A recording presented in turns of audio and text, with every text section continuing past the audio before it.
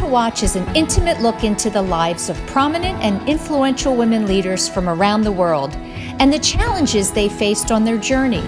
It's the real story behind her title. Join us every week to hear more stories about women from around the world and in your own communities at womentowatch.net. Hello, everyone, and welcome back to another week of Women to Watch. I'm Sue Rocco. Thanks so much for being with me. I'm thrilled to be back after a brief hiatus fighting a winter bug that took me out. So I'm very happy to be back with all of you. Joining me in just a moment will be Anne King Lagos. And Anne is the owner and designer of Realm Fine Fashion Jewelry here in the Philadelphia area. She has a great story of starting over later in life after a successful career running a global jewelry company for over 20 years.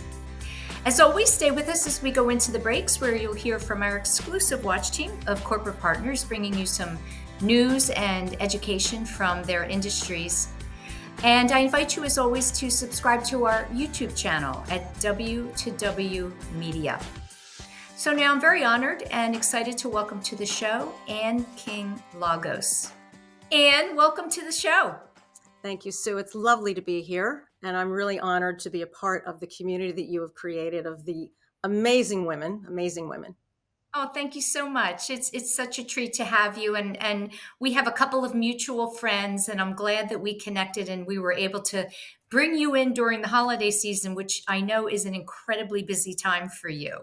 It is. So thank you for making the time. Oh, it's my pleasure. Yeah.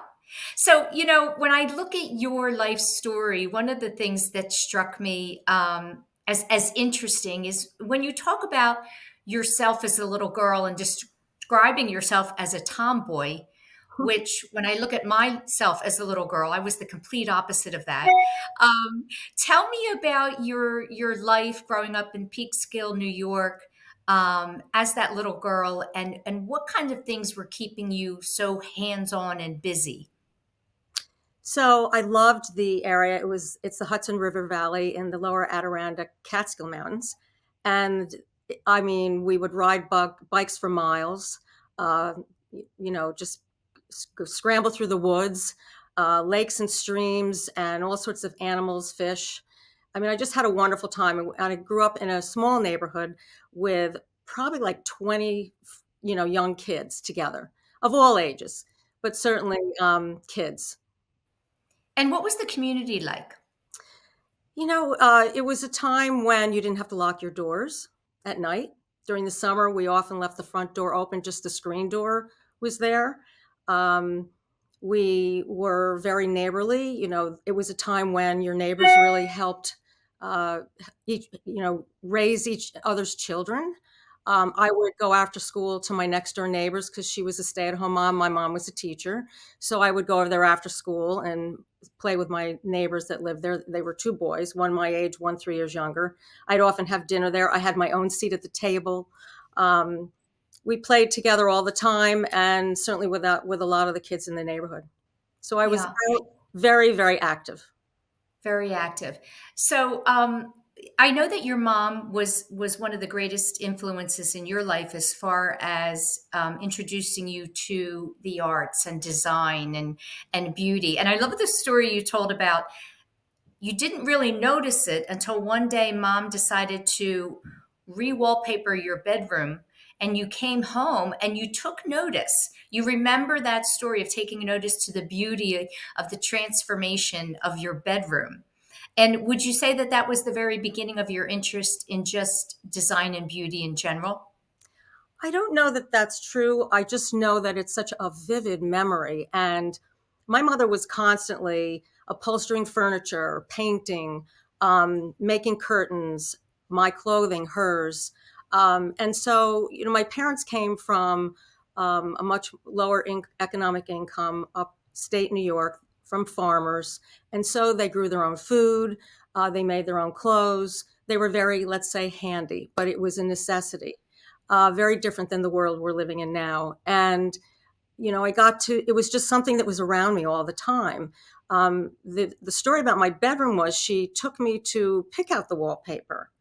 And I, of course, picked out a purple lavender color, and it was floral, and it had a matching fabric, so that the bedroom was painted a beautiful lavender color. The small windows that were centered on my wall, she created two rows of curtains, one on top of the other, of the fabric that matched the wallpaper. So automatically the room became bigger. And then the wallpaper went on the ceiling, and then she cut up Oh, wow. the scallop trim to go all the way around below the ceiling on the wall. And I remember when it was all done and I walked in, it was so transformative, not only of my room, but of myself, how I felt about myself. And that was Mm, one of the first times that I think I really learned what beauty in your life can do for you. And wow. that definitely has led me into the career I'm in, and Yeah. the way I do it. That's a lot of work that your mom did. I'm impressed. It must have felt like a garden, walking into a garden, right? It If it's on was. the It ceiling was. and the walls. Hmm. Yeah. It was. Um, so I understand, growing up with not a lot of money, was there a goal in your mind as part of your, future plans and what you were going to do that you wanted to be more financially sound? Nope, never thought about it. You Honestly, didn't. Okay. as a young kid, I just wanted to do things that I love to do, have a strong purpose. And it wasn't until I got to college and started to realize within that scenario, the teachers were professors that were artists.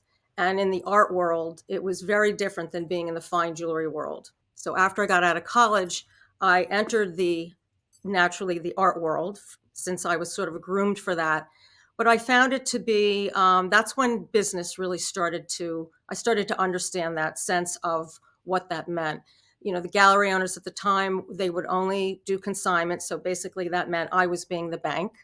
And I just found that very difficult to understand how I would be able to scale and grow, because unless they make you out to be the superstar, it's really not a world that we have now, where fine fashion jewelry is now what you see most of in sterling silver, gemstones, diamonds or not, vermeil jewelry as I make, cubic zirconium, fine quality, but not just always fine jewelry.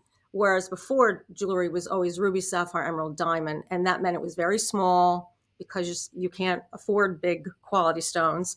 And so it was really two different worlds. And I just found that the jewelry world, although I'm a 3D thinker, I learned that in college. I was going for photography and I couldn't be in the dark room. The scent of the chemicals was awful, and being in the dark all day, it was just not my thing. And I took a course in the jewelry basement of the college, and just loved everything about it. I was back in my own element of, hands-on, working with tools and creating something that was physically an end result was very rewarding for me.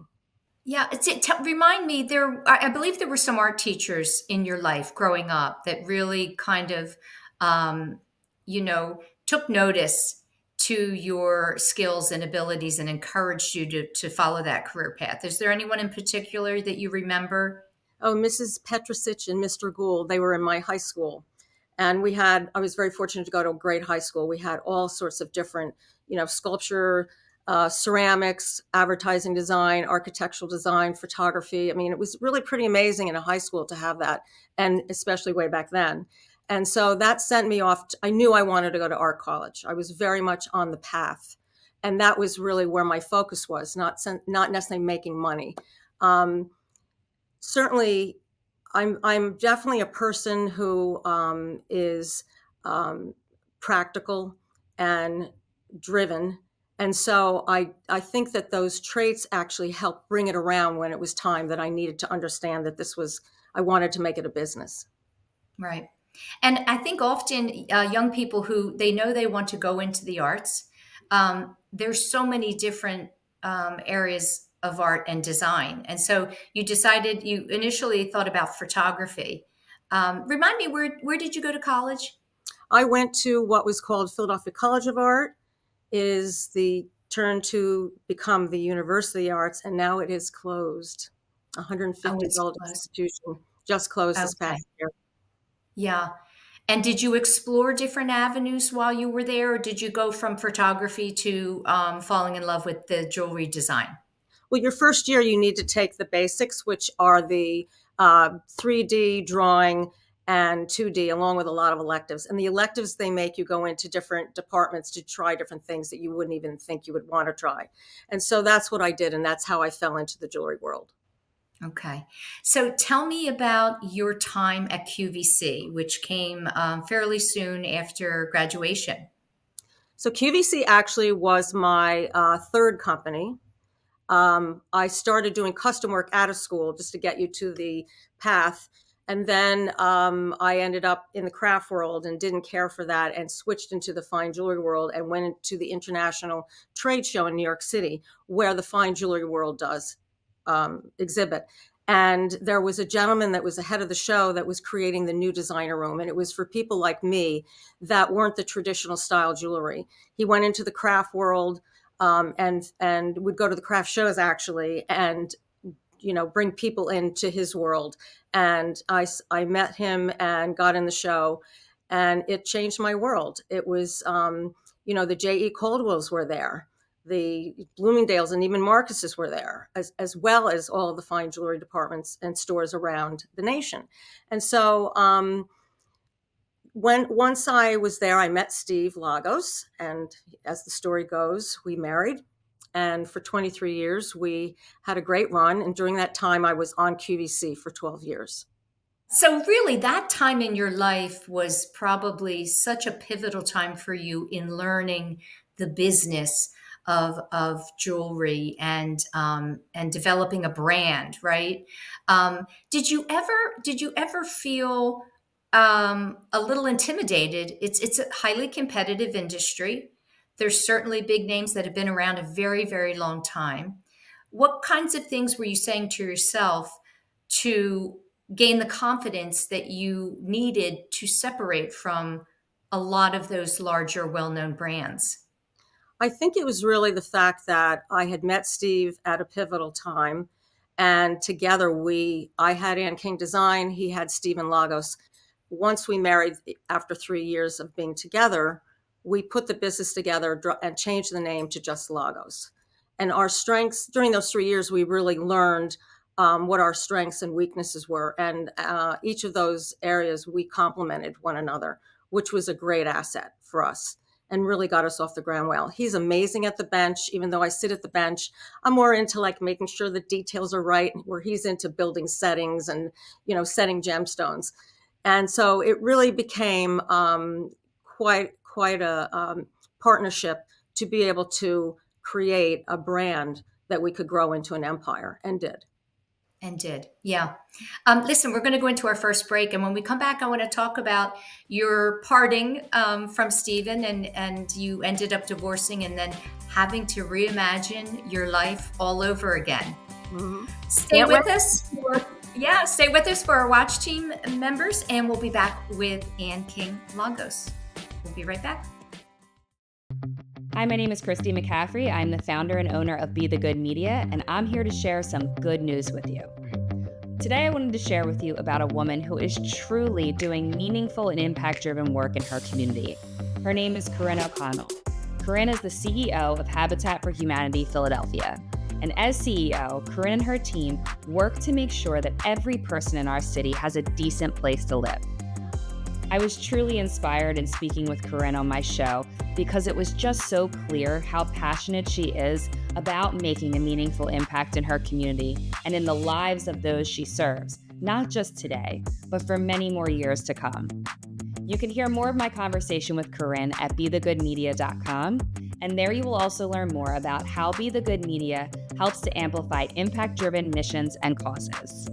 Again, I'm Christy McCaffrey. Stay tuned here on Women to Watch Media for more good news.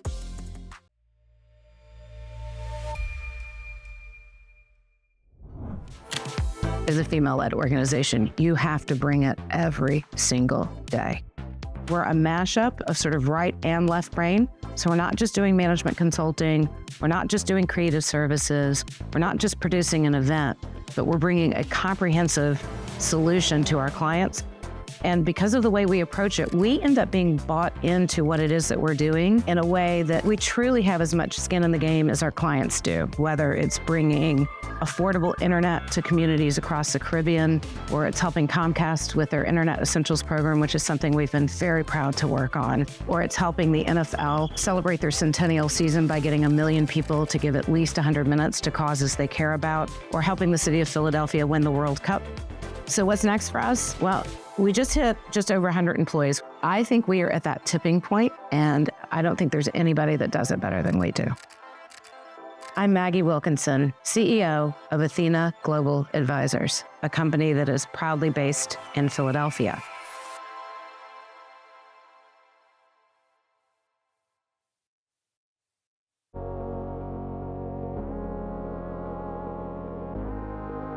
Ladies, I'm Tiffany Curtin, a financial professional with more than 25 years of experience serving successful women, families, and businesses.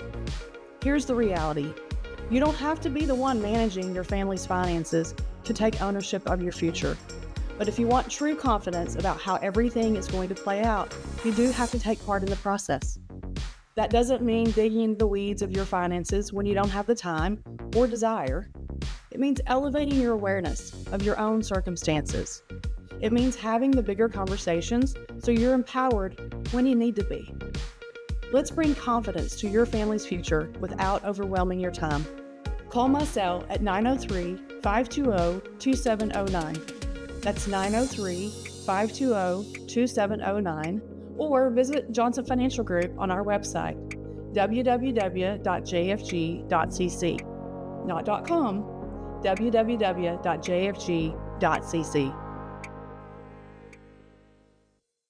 Hi, I'm Dawn Zier, CEO, Board Director, and Executive Mentor to Fortune 500 executives through my work at the Exco Group, firm of experienced CEOs, board directors, and global business leaders who offer real-world experience to help organizations and senior leaders grow.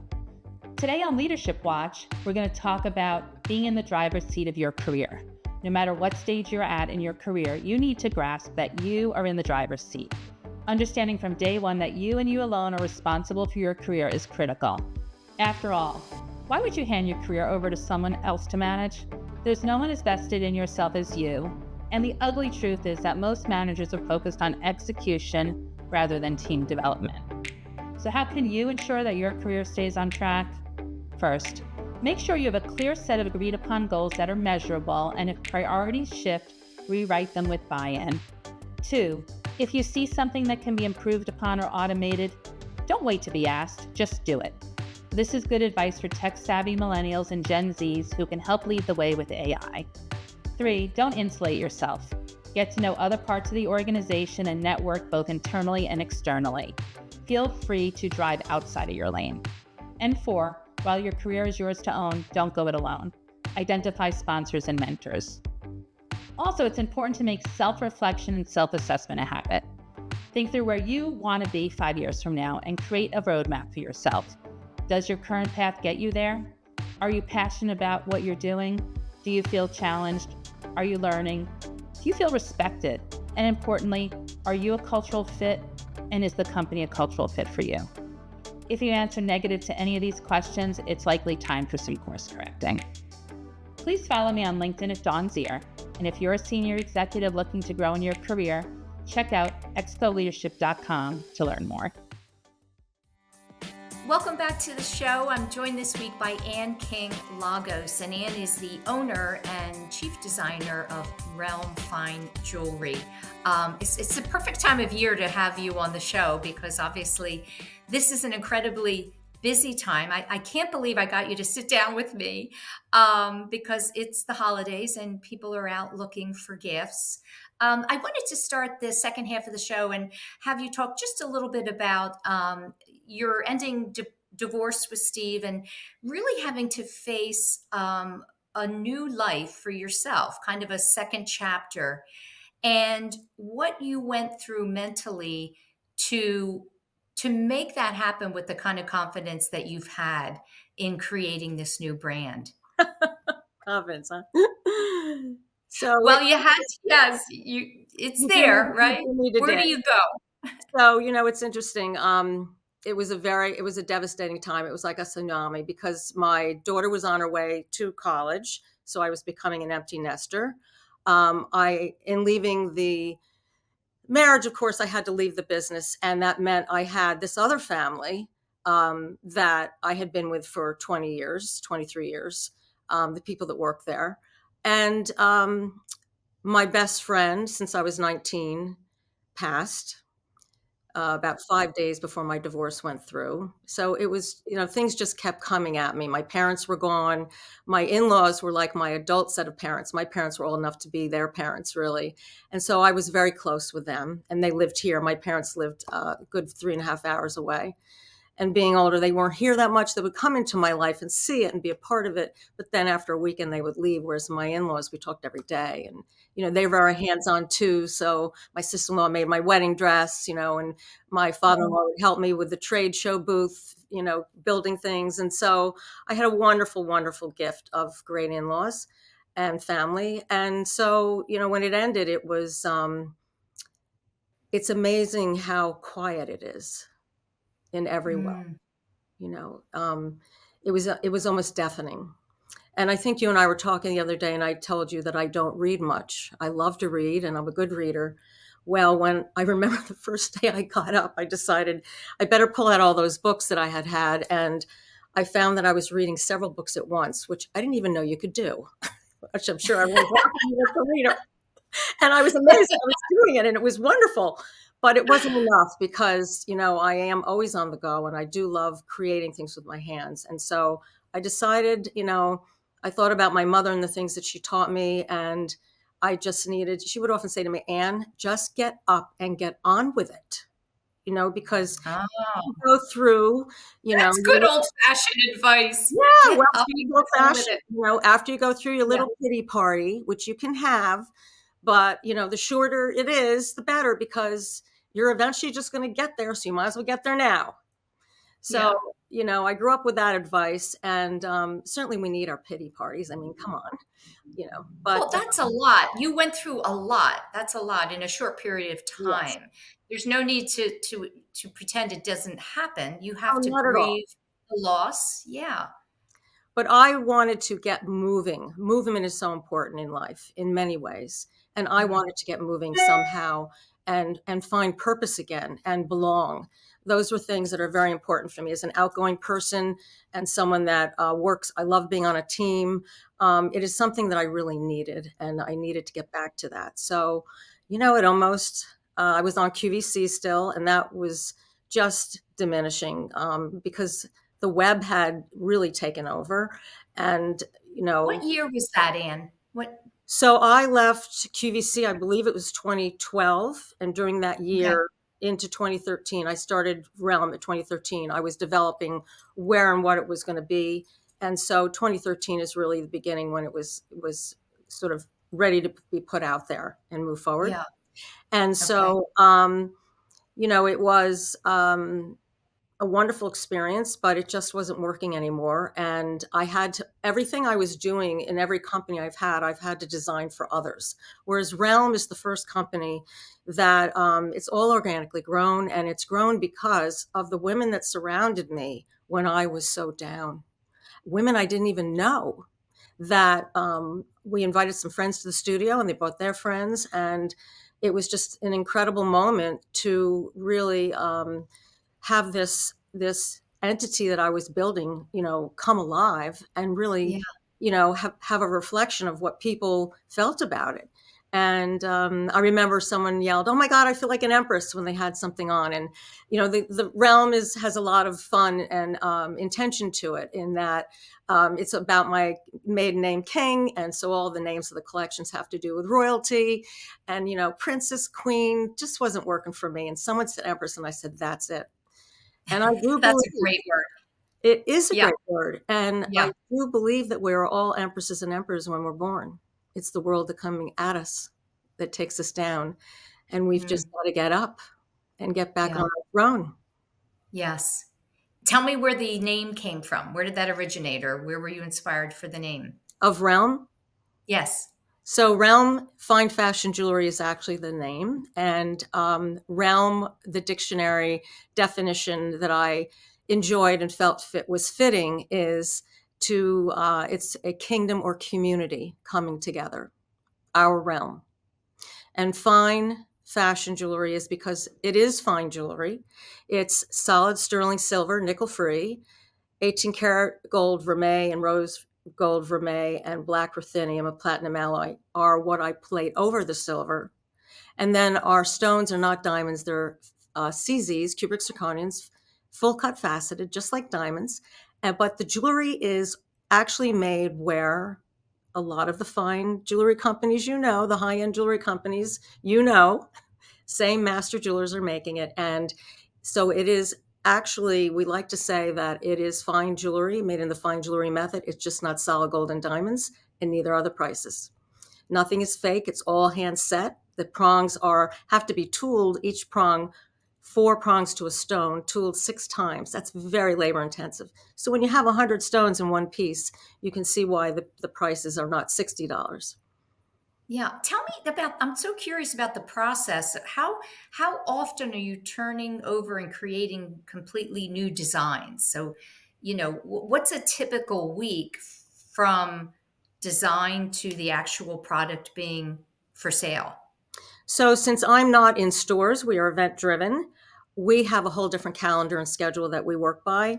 We're more than the jewelry. We're about the women who wear it. So we often have a lot of dialogue, understanding what they're looking for, wanting to wear. So we develop new pieces based on that. And all of the women on our sites are not models. They're real women, and we tell their story in a blog. You and I have a lot in common in that way. I love doing that. The jewelry is just a vehicle, really, to bring us together. And then it's the connection and community that is really a big part of the brand. And so to answer your question, we develop new product as needed. It's not the typical, when you're in a store, you have to have something new for spring. You have to have something Right. new for going back to school and work in the fall. And so our structure and schedules are very different. Tell me about your daughter. So you have a daughter, and a beautiful daughter you're very close with. And where does she fit into your life when it comes to inspiration for the company and just kind of supporting you and your entrepreneurial endeavors? So she is amazing, beautiful inside and out, and certainly very creative in her own right. In fact, she helped me set up my whole thing today. She's taught me a lot.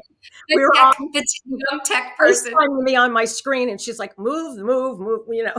He couldn't come. Usually she'll come and do it, but she's really amazing, and she's now she started out as a brand stylist at Lagos, working for Steve, and she actually calls him Steve at work.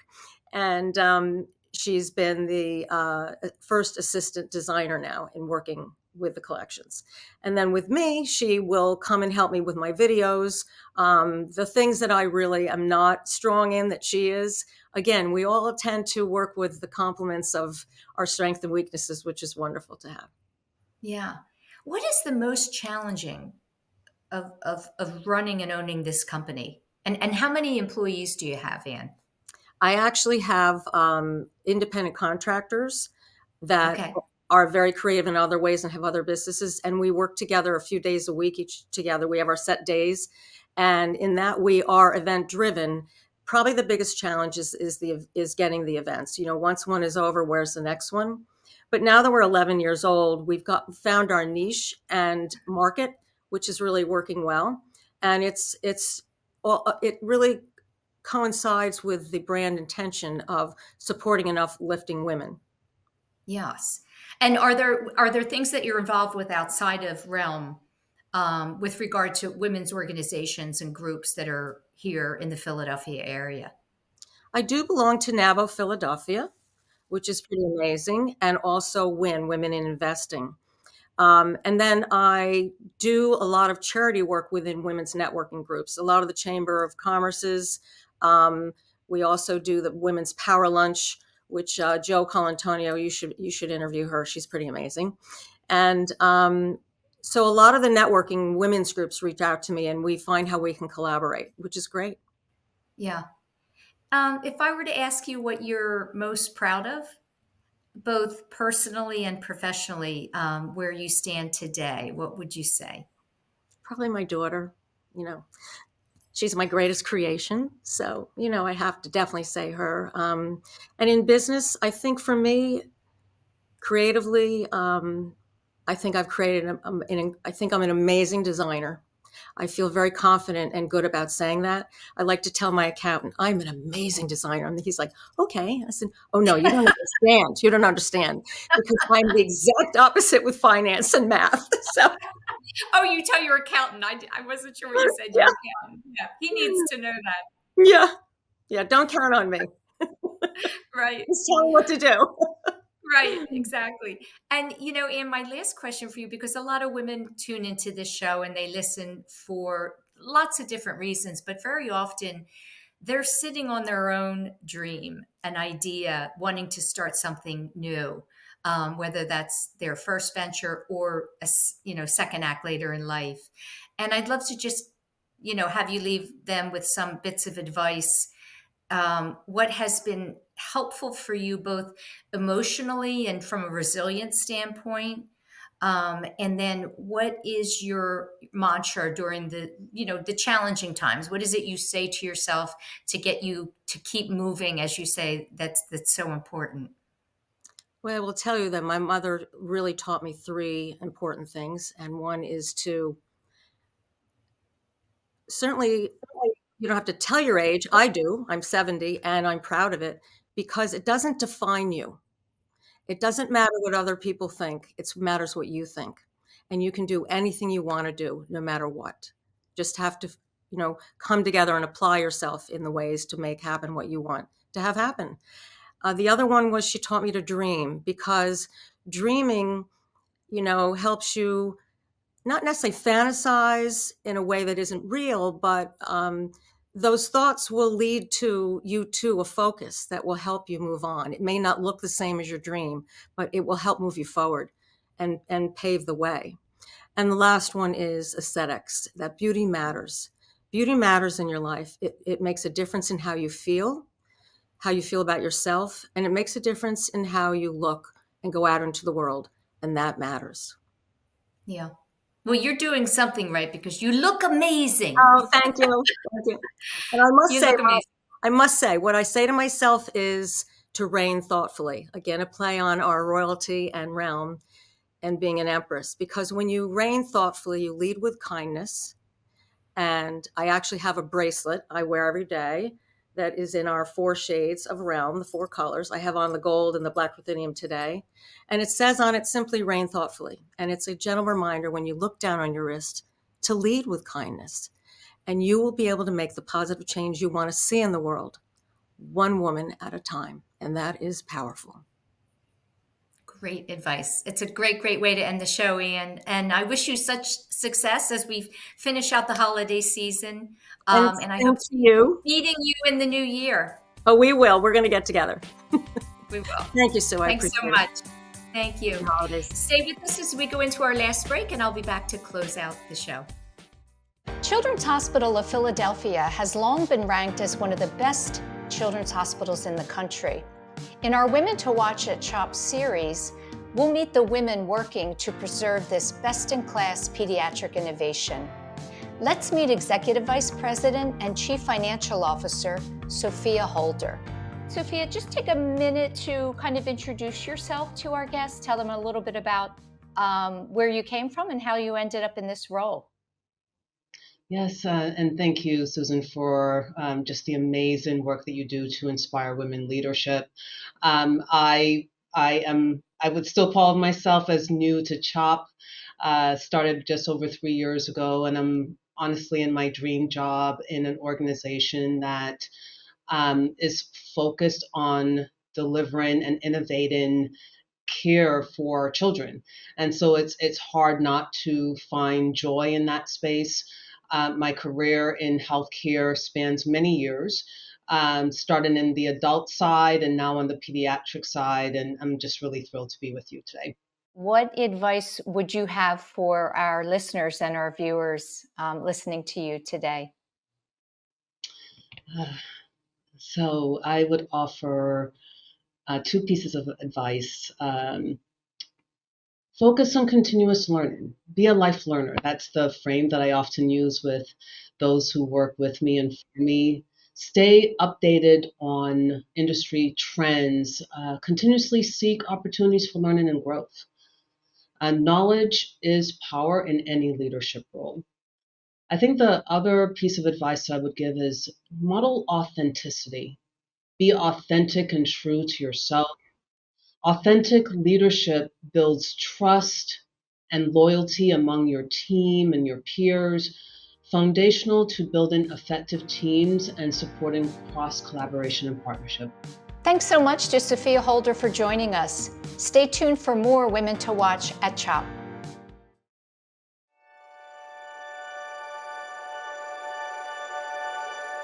We are CHOP, and we can't wait to show you around. We're the nation's first children's hospital. Now, a care network with more than 50 locations that continues to expand. 3 state-of-the-art research buildings with 1.5 million square feet of space. We have grown from 12 beds 165 years ago to nearly 600 beds and one of the best children's hospitals in the world.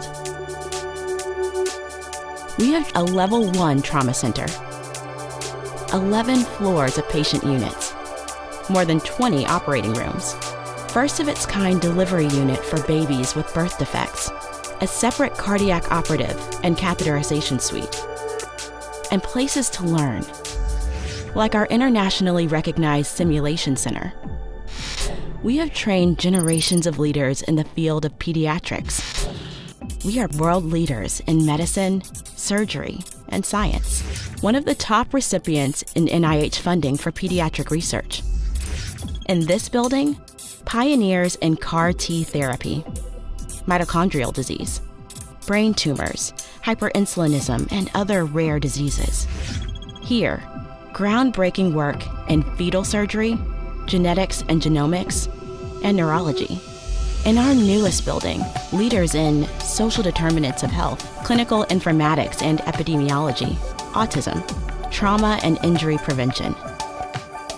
Our patients come from every state and 115 countries.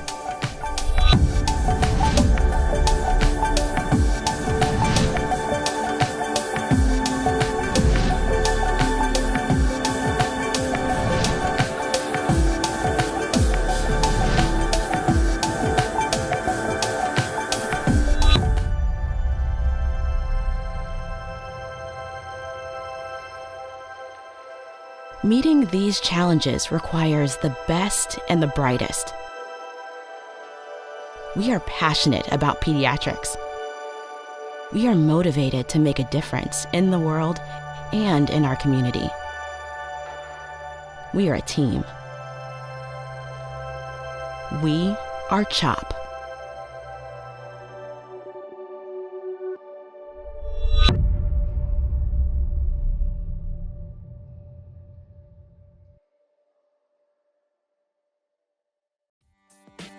That's it, everyone, for another week of Women to Watch. Thanks so much for being with me.